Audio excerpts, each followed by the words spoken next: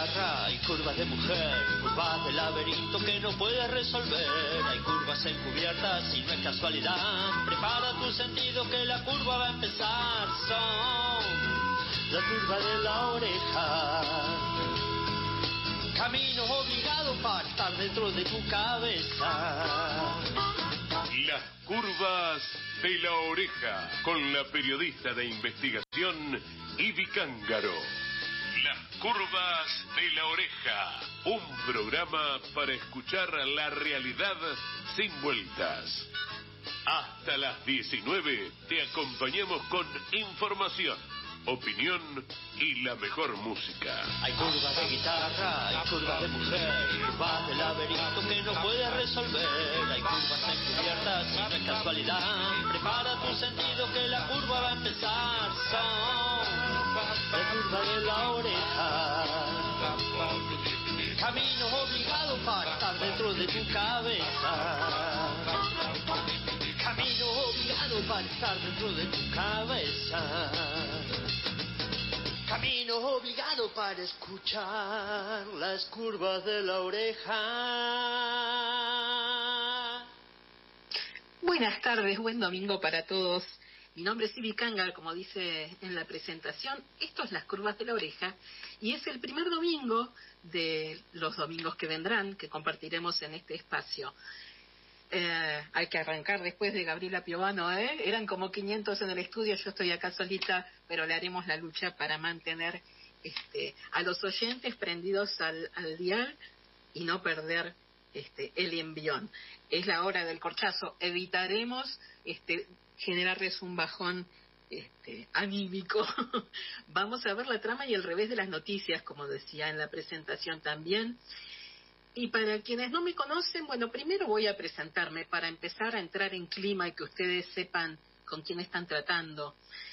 Mi nombre es Ivy Cángaro, como decía, soy de Tandil. Estoy transmitiendo desde mi ciudad, desde mi casa precisamente, que es aquí en Tandil, así que evitaremos dar, por ejemplo, los datos del tiempo, porque ni a ustedes ni a mí les serviría saber cómo está acá, ni a mí saber cómo están ustedes allá. Suponemos que estamos todos muertos de calor y eso ya es un punto de partida.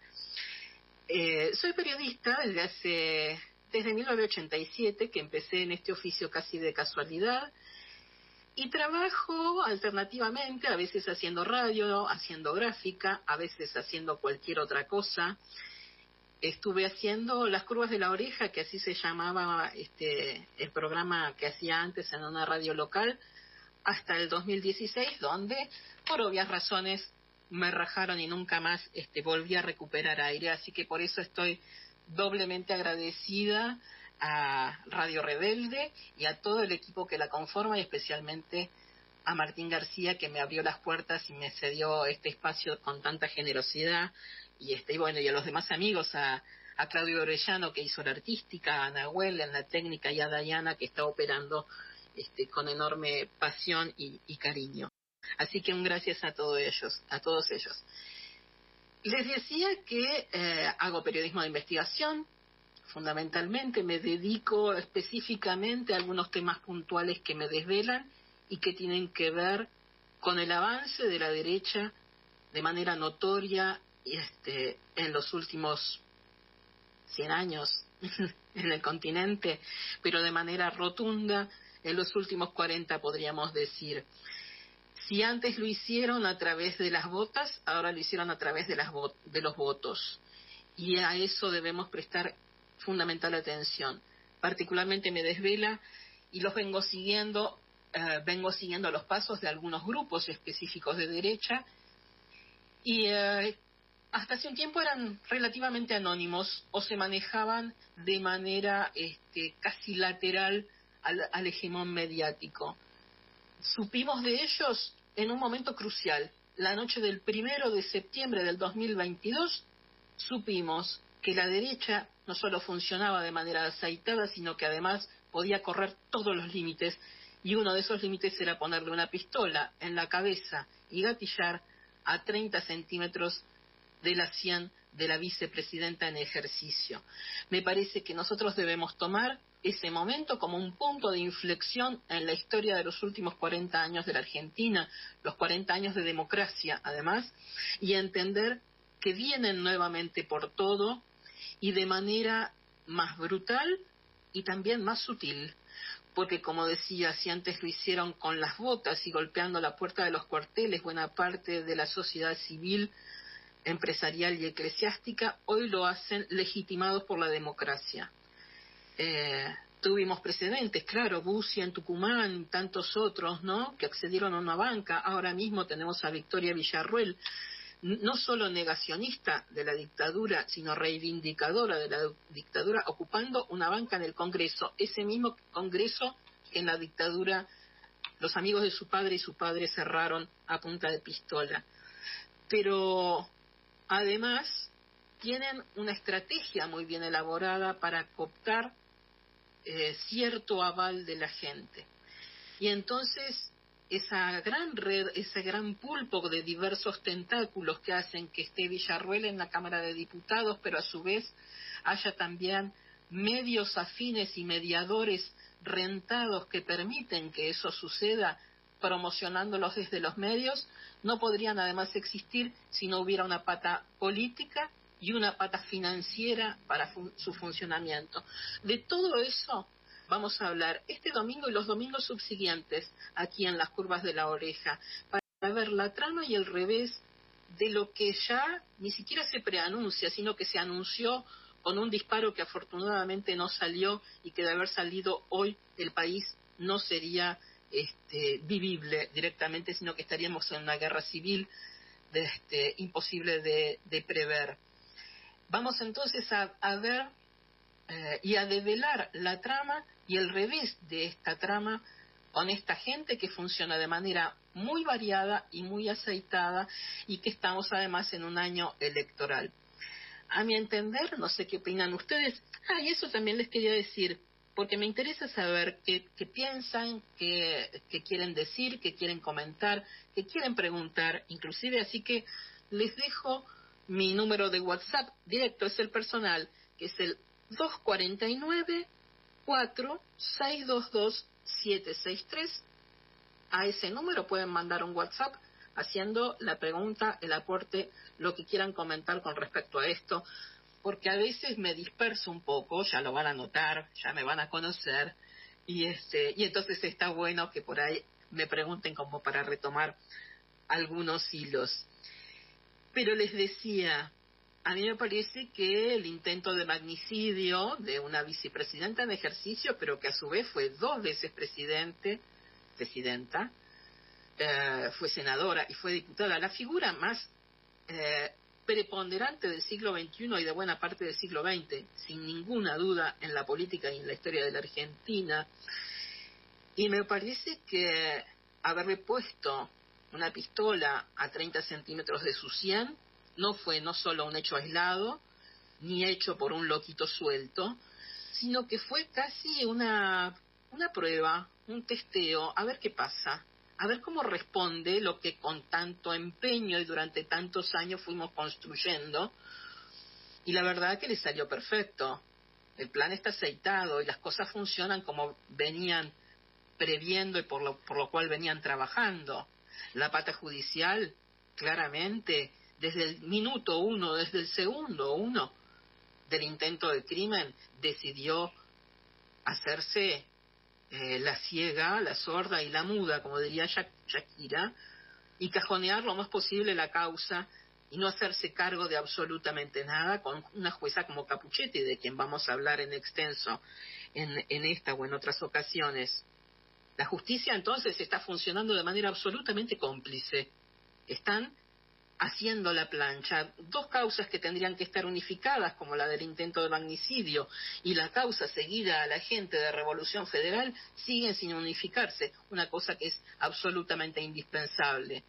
Pero además también funcionó de manera sumamente aceitada la pata mediática.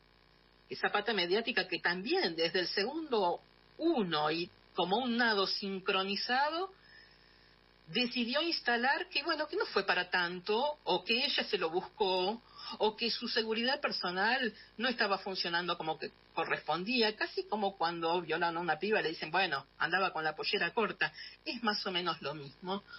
Así que la pata mediática, poniendo desde el minuto 1 en duda la posibilidad de que el atentado haya sido tal, hablando de una pistola de agua, haciendo memes burlones en las redes, también funcionó de manera muy aceitada. Y la pata política, bueno, ¿para qué hablar? Lo sabemos perfectamente, ¿no? Todavía estamos esperando que la líder de la oposición, del partido de oposición, como Patricia Bullrich, presente o diga o algo, emita algún tipo de comentario que no sea casi de aval del intento de magnicidio. La pata política claramente funcionó de manera aceitada y las ramificaciones llegan haciéndole cosquillas en los pies a la mismísima Patricia Bullrich o a muchísimas de la gente del PRO. De hecho, vamos a hablar también de Milman y del rol de Milman en este intento de magnicidio.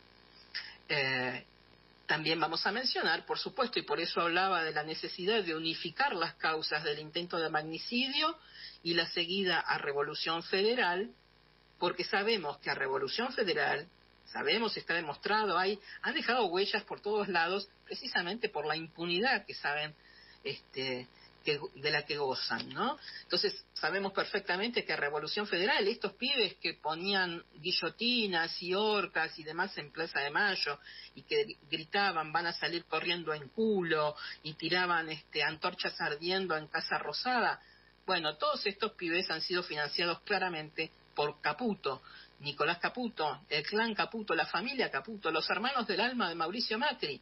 Las balas pican cerca, ¿no? Como para que la justicia se haga la distraída y los medios avalen esa distracción. Así que vamos a hablar de todo esto, no solo este domingo, sino los subsiguientes, pero además poniéndolo en contexto, porque como decía, es importante ver que esto no es un hecho aislado, sino que es parte de una trama, que es parte de un todo, que es un hecho en sí mismo, pero que puede predecir muchos más. Tuvimos un apagón, tuvimos un atentado ahora en Rosario simulando ser narco. ¿Cuántas cosas más pueden hacerse en un año electoral?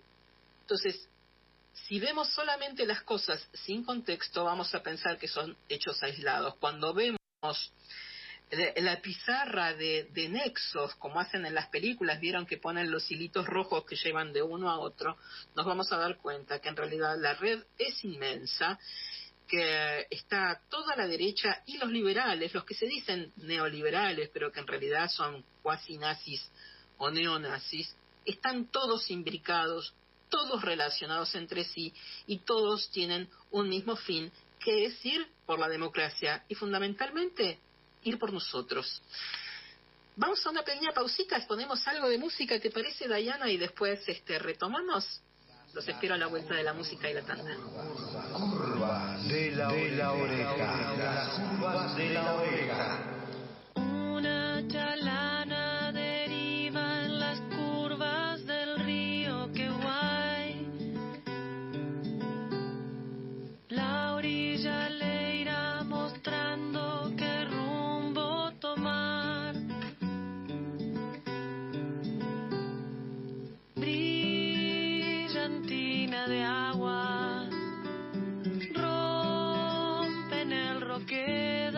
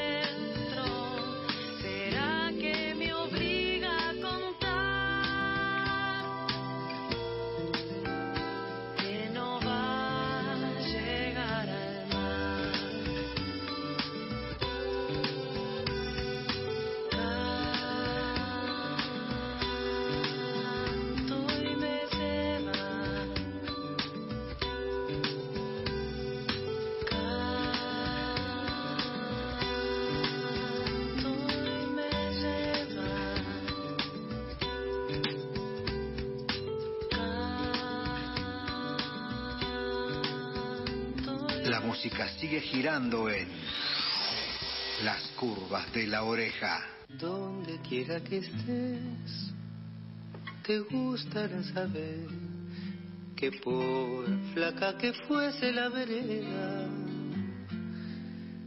no mal vendí tu pañuelo de seda por un trozo de pan, y que jamás, por más cansado que estuviese, abandoné tu recuerdo a la orilla del camino, y por fría que fuera mi noche triste, no eché al fuego ni uno solo de los besos que me diste. Por ti brilló mi sol un día, y cuando pienso en ti brilla de nuevo, sin que lo empañe la melancolía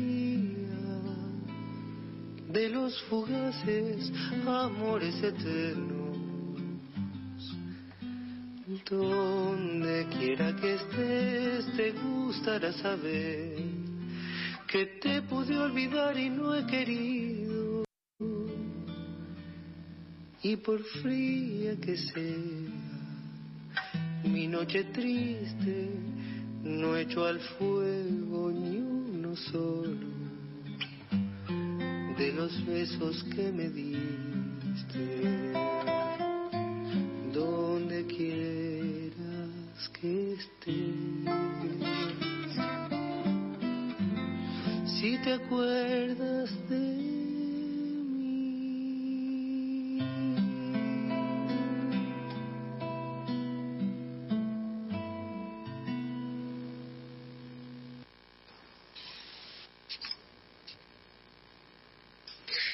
Pasada la música, volvemos entonces al aire, y algunos me dicen, uy, sos de Tandil, de los pagos del Salame Mayor. Y sí, deberíamos cerrar las fronteras y no mandar más gente para afuera, ¿no? Pero bueno, los tandilenses, además de ser de la misma región que Macri, y haberlo visto nacer aquí y vivir aquí, porque aquí fue al jardín de infantes y hizo parte de la escuela primaria. Y como dato de color, les cuento, ¿saben con quién compartió Sarita de 5, la maestra de ese jardín? No sé cómo habrá sido su derrotero después cuando supo que había pasado con sus alumnos.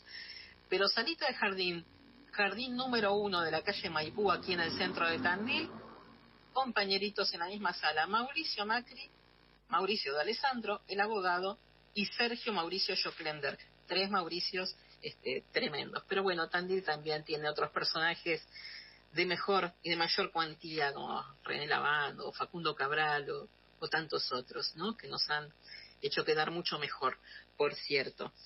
Y hablando de personajes no queridos y queridos, Las Curvas de la Oreja tiene este nombre porque fue bautizado así el programa por alguien muy querido por mí, que es el Negro Fontova.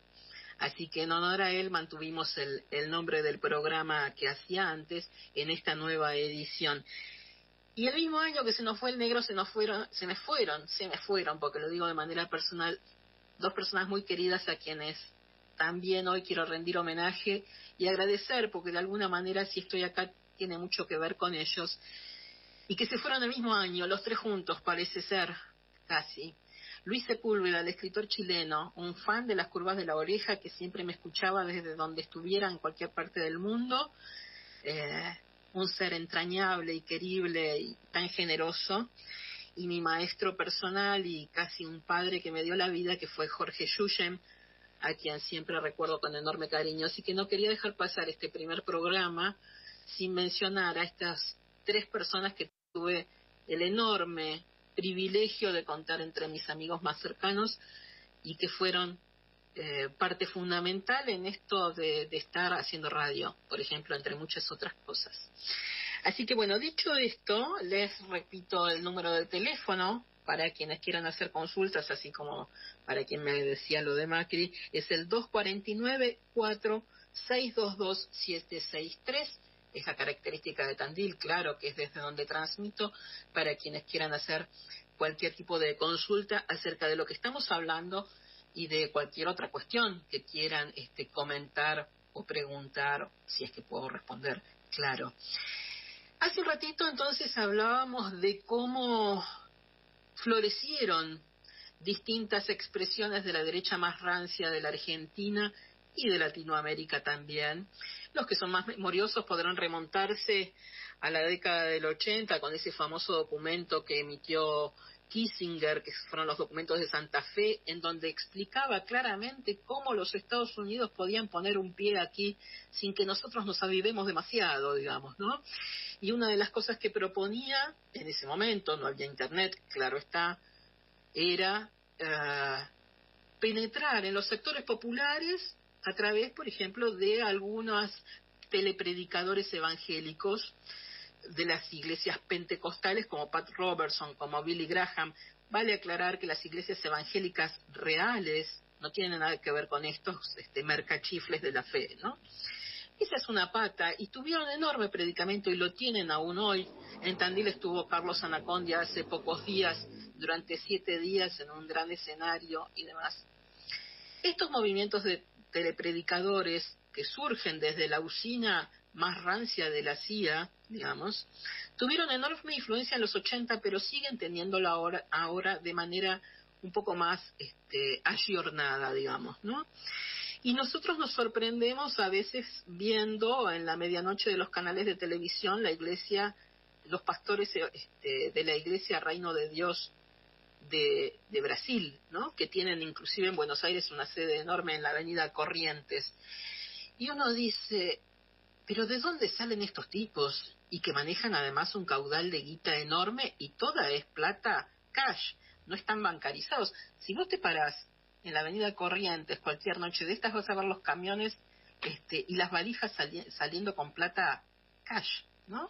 ¿A dónde va a parar esa guita? ¿Se lavará? ¿Qué financiará? Bueno, muchos de estos dinerillos, por ejemplo, de esa iglesia, lo sabemos perfectamente, en Brasil, fueron a parar a bancar la campaña de Jair Bolsonaro. Y tan es así que lograron imponer diputados, senadores y hasta gobernadores pertenecientes a ese pseudoculto, ¿no?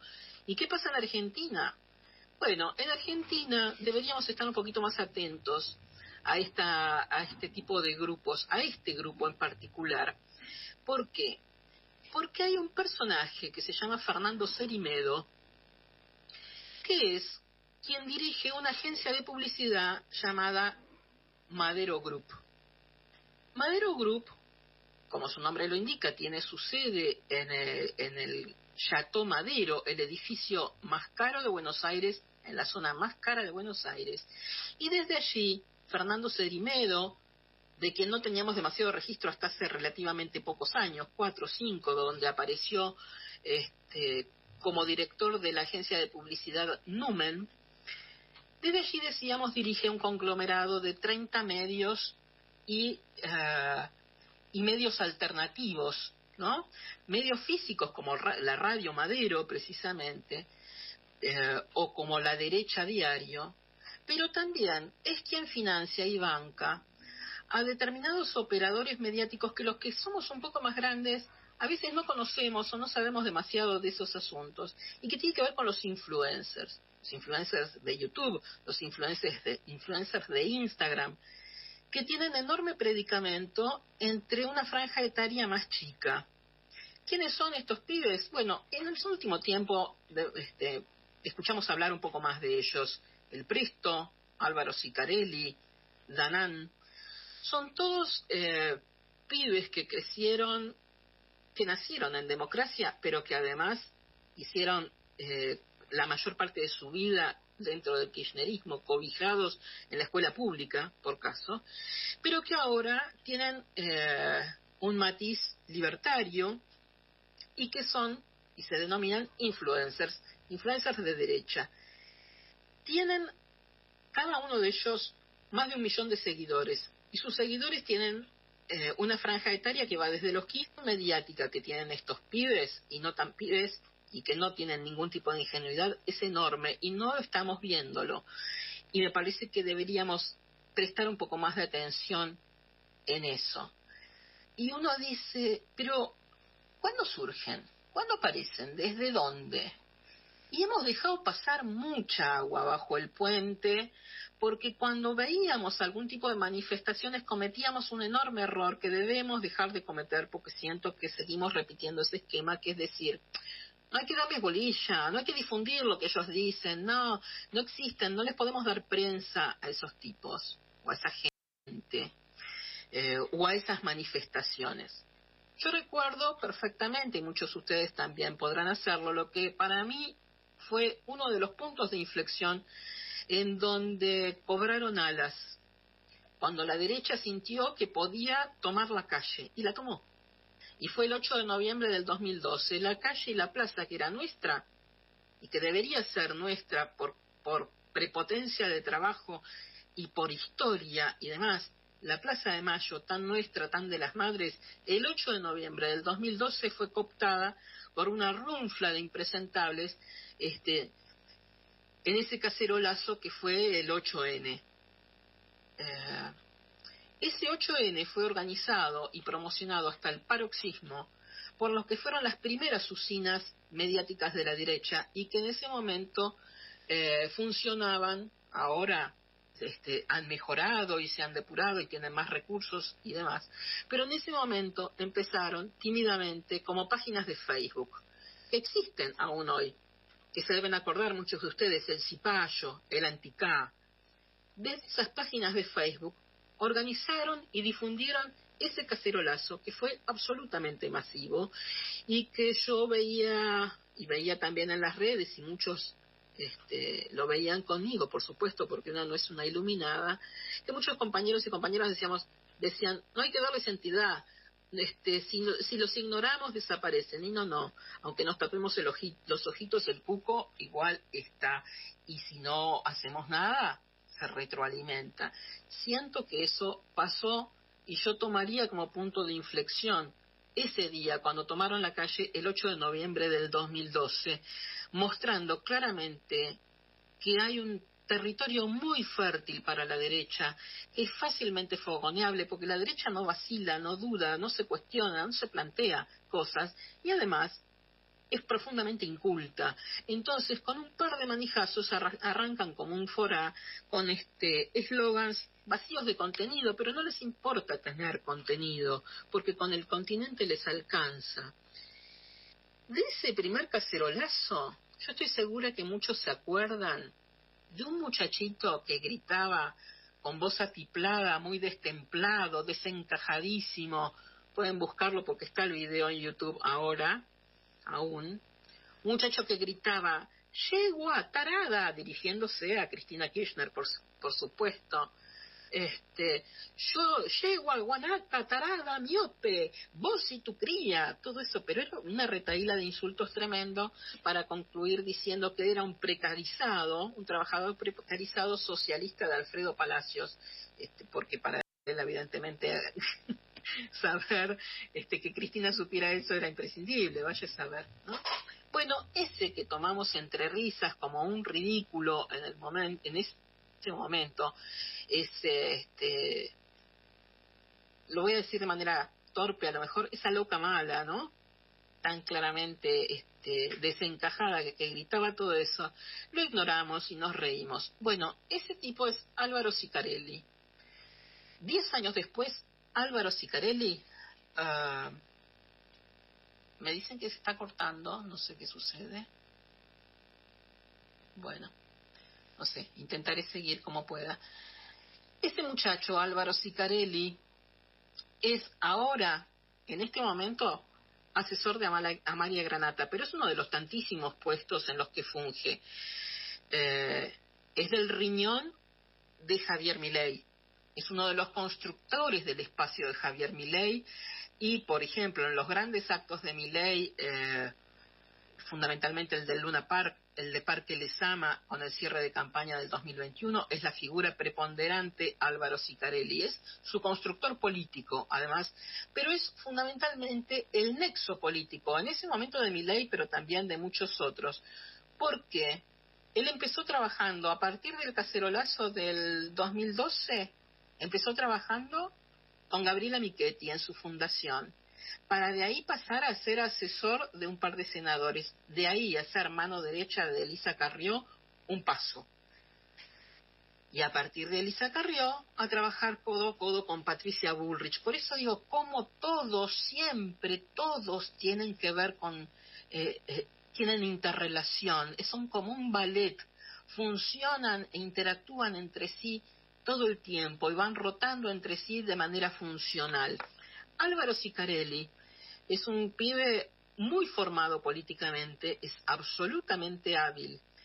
Y a mi entender, es uno de estos monjes negros de la derecha. ¿Y por qué hablo de él? Porque es uno de los influencers de YouTube que más seguidores tiene en un canal que está financiado directamente, por quien hablaba al principio, por Fernando Cerimedo, el director de Madero Group.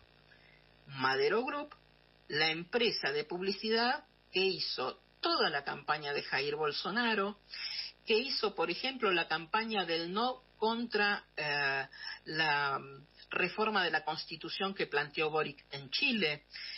Cerimedo fue, y por eso no puede volver a Brasil porque iría preso, fue el que organizó e instigó la toma del Parlamento en Brasil. Bueno, ese Cerimedo es el que ahora, desde Madero Group y desde las oficinas de Puerto Madero, digita y organiza toda la campaña de Milei mediática, desde distintos sitios y bancando a distintos medios y mediadores. Uno de ellos, Álvaro Sicarelli con su canal de YouTube.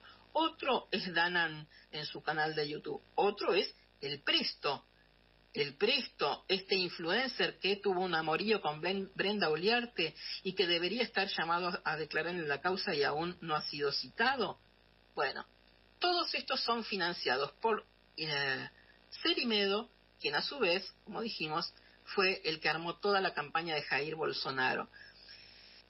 Es medio difícil, yo lo sé, de una tener tanto dato a ir armando el esquema, pero a lo que voy es que cuando uno hace 10 años dijo, ay, este es un loquito suelto por Sicarelli cuando gritaba destemplado, llego a Guanaca, bueno, fíjense dónde está Sicarelli ahora.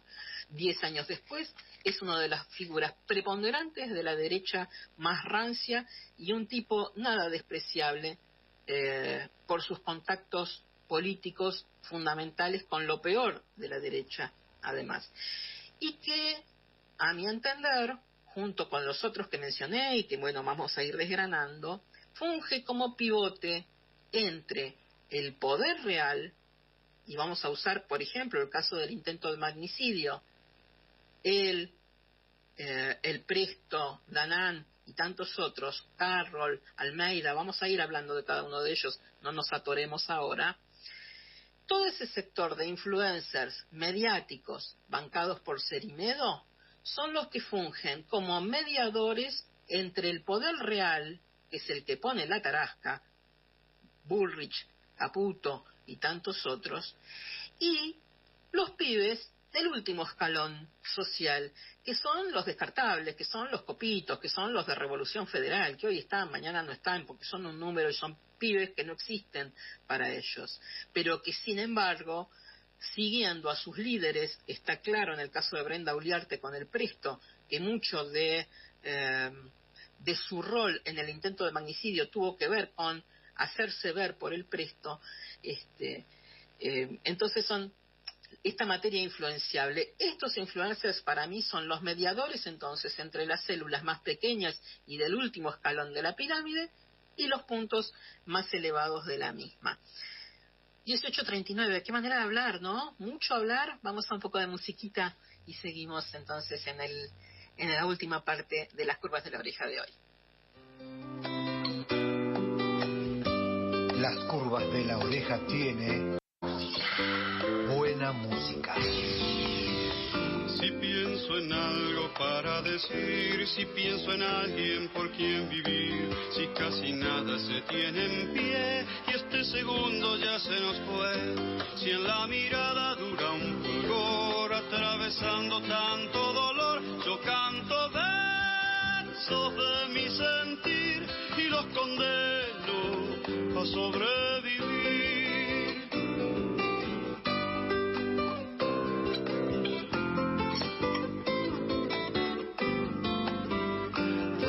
Parece el sol no alumbrar, donde se muere de soledad, en lo más hondo de esta quietud, donde oculto la sangre, la luz, donde agoniza un ángel guardián y se nos pudre el agua y el pan. Yo canto versos del corazón y los enciendo en una canción.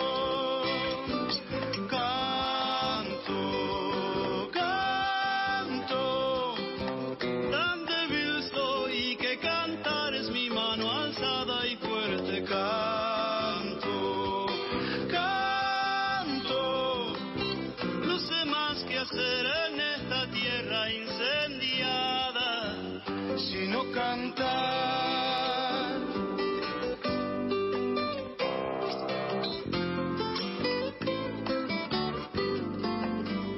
En lo invisible de una ciudad, donde se ocultan odio y verdad, donde las bocas de un nene gris corren sonámbulas tras de mí, la infortunada noche que un Dios arrepentido nos olvidó. Yo canto versos de furia y fe pa' que me ayuden a estar de pie.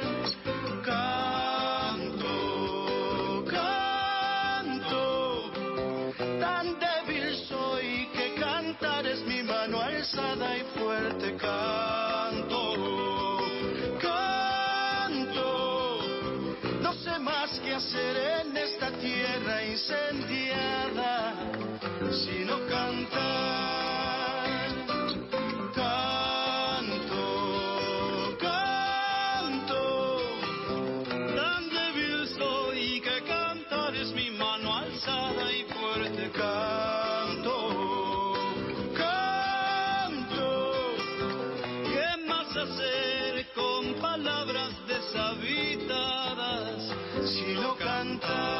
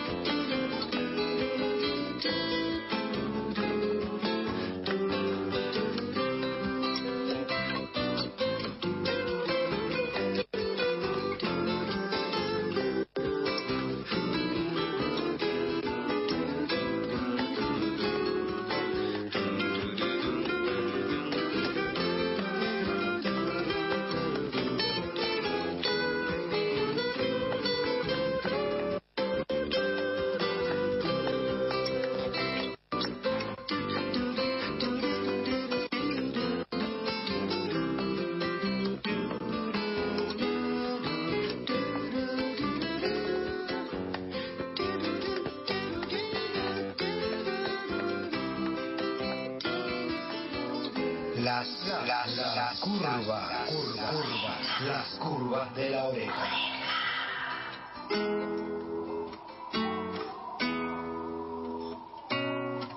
Las curvas de la oreja tiene buena música. Viento del norte que abrazas mi luna distante, tierra quebrada, transitar de los pies cansados, fondo del alma, son tus ojos claros, poema y luz, y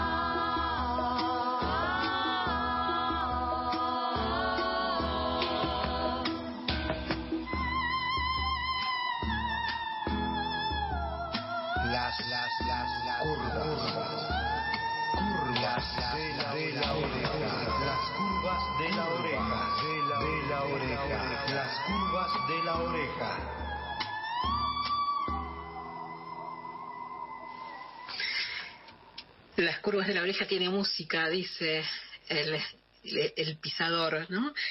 La música la elijo yo, así que si ustedes quieren otras cosas, pueden pedirlas, pueden requerir escuchar otros géneros o lo que fuere que quieran escuchar. Esto es mi gusto personal, es mucho más amplio también, así que los domingos siguientes también iremos desgranando alguna otra musiquita. Me piden que hable de Milman, me están reclamando eso. Milman lo decimos casi con una sonrisa porque qué personaje, ¿eh?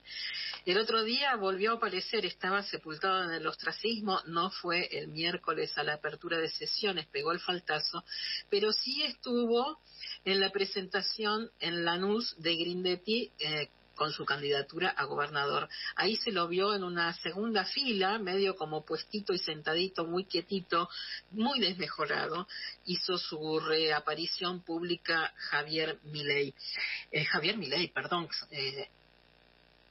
Jerry Milman, Gerardo Milman. Se me confunden siempre los dos, ¿no? Esto con empezar el apellido de la misma manera. Bueno, están tallados por las mismas cuestiones en algunos lados.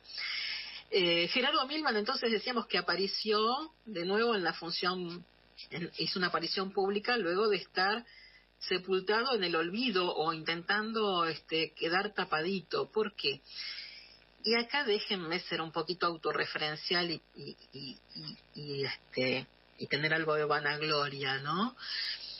Porque yo les decía al principio que hago periodismo de investigación, y lo de Milman, lo sucedido con Milman, esto primero del auto y luego que se supo de sus negociados y luego que se supo de sus asesoras, es una investigación 100% mía, hecha para el equipo de Argenzuela, de Jorge Rial y de Mauro Federico para C5N, con quienes trabajo y colaboro asiduamente. Pero me arrogo eso porque me parece que cuando uno puede exponer a estos personajes él, por ejemplo, Gerardo Milman es la mano derecha, o era la mano derecha de Patricia Bullrich, exponerlos, mostrarlos, sin que haya posibilidad de duda de quiénes son y qué hacen, me parece que es una pequeña muesca que uno le hace a estos personajes de la derecha que se reformulan después, ¿no? Que o reaparecen ellos mismos o buscan un reemplazo.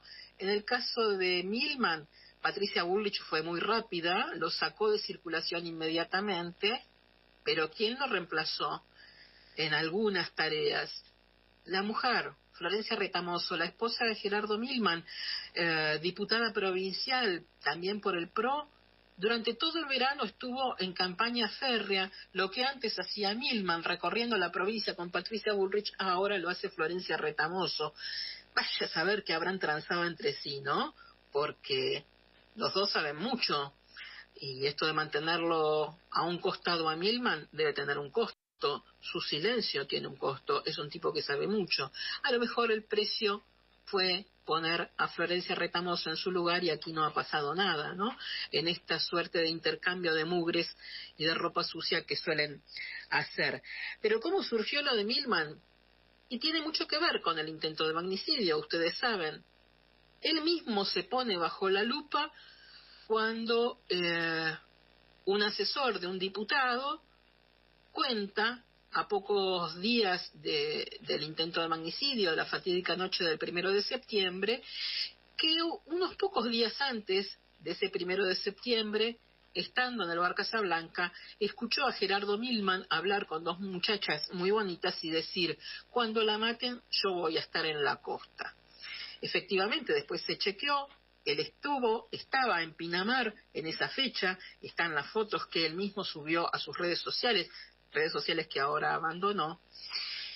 Y luego se supo quiénes eran estas chicas que estaban con él, dos asesoras, una Miss Argentina, otra chica que era manicura, pero que ambas fungían por entonces, una de ellas sigue haciéndolo con un sueldo del Estado, como asesora de Gerardo Milman, vaya a saber en qué asuntos, supongo que relacionados con la belleza, porque otras capacidades aparentemente estas mujeres no tenían.